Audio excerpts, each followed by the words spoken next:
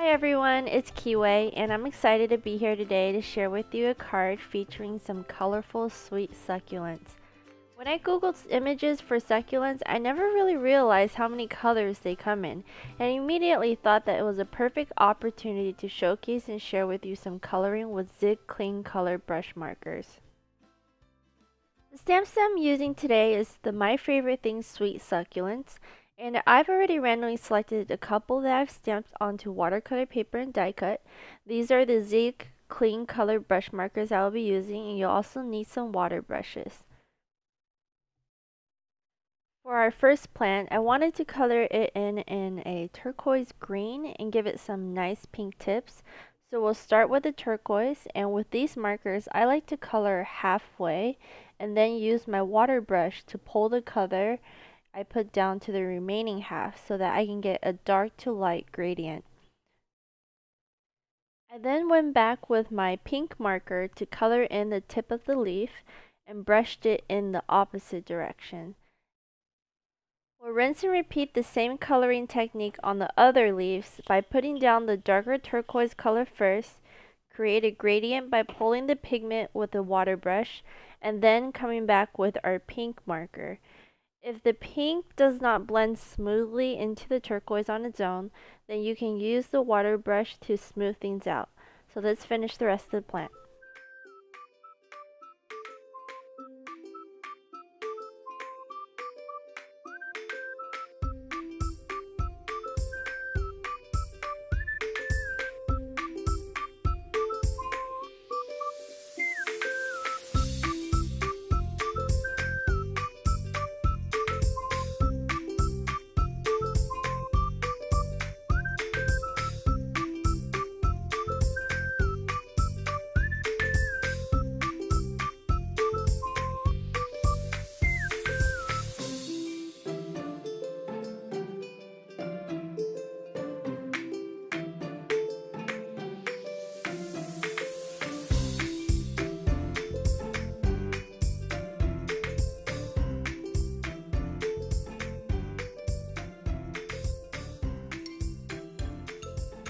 Next, we're going to work on the cactus. So this image has a slightly bigger surface area than our previous plant, and we're also going to focus on using just greens here.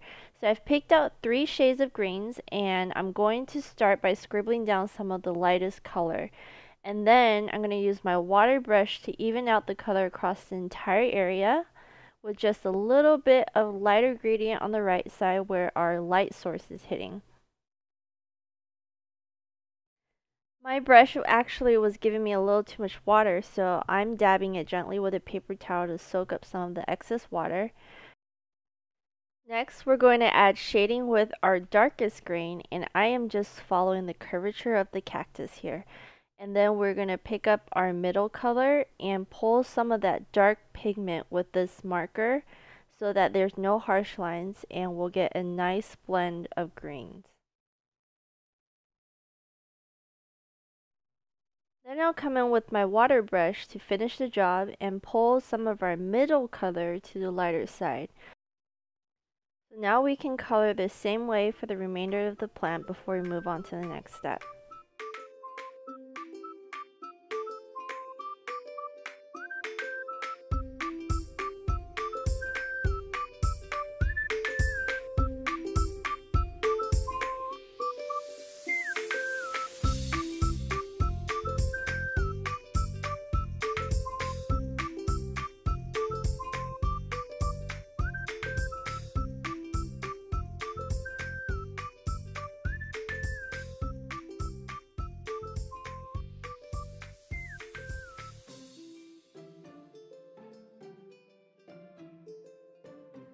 I wanted to add a little more glow, so I'm using a yellowish green marker to color the side our light source is hitting. And we're going to smooth it out with our water brush to get rid of any harsh lines.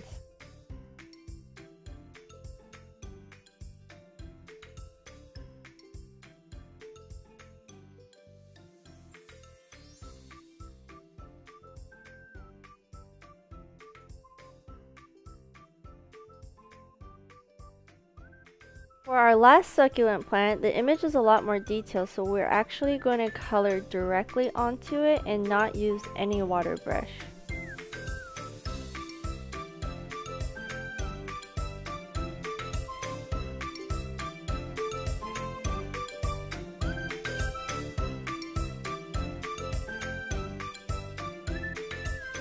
Now we just have the pots left, and we're going to color them the same exact way we did with our second cactus succulent, and that is to color the whole thing with our lightest color first, and then go in with the shading with our darkest, and then our middle color, and pull everything together with our water brush.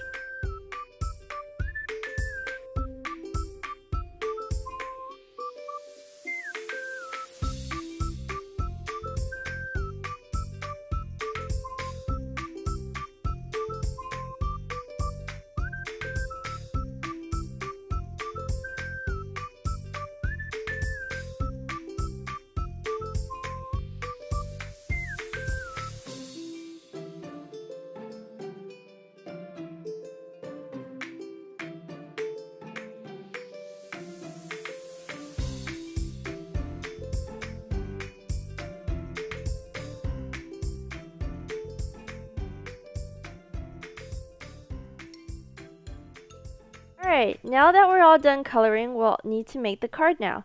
And I decided to reach for a wood pattern paper, and I'm going to die cut it with a stitched frame.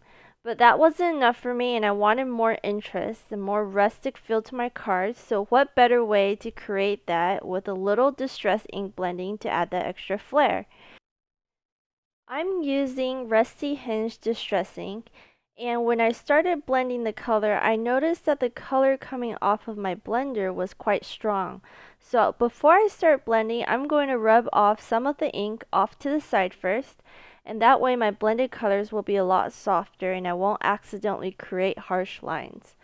Also, I want to mention that when I'm blending into the paper edge, I start blending from my scratch paper first and at a slight angle. I would say maybe about 30 degrees, and that also helps me create a softer blend, avoiding harsh lines. Since I plan to place my succulents in the right bottom corner, I'm also going to add a little more blending in that area so that I can add more attention to it.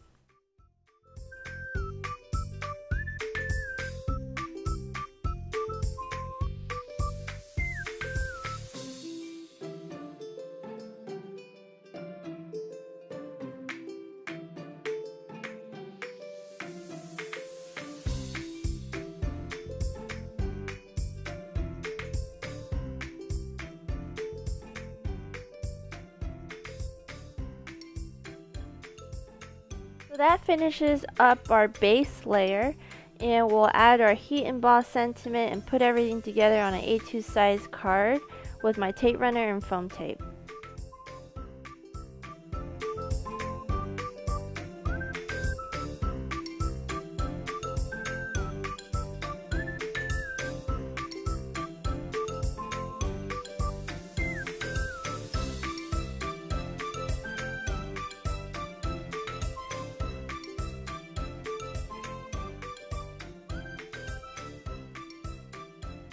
I also wanted to share with you another card that I made with a slightly different layout. It has a little more interest with an extra framed layer on top, and I also did a little extra doodling with my watercolor for my pots just for fun. I hope you enjoyed today's card making session and try out some Zig Clean Color brush markers yourself. Thank you for joining me, and I look forward to seeing you next time. Bye!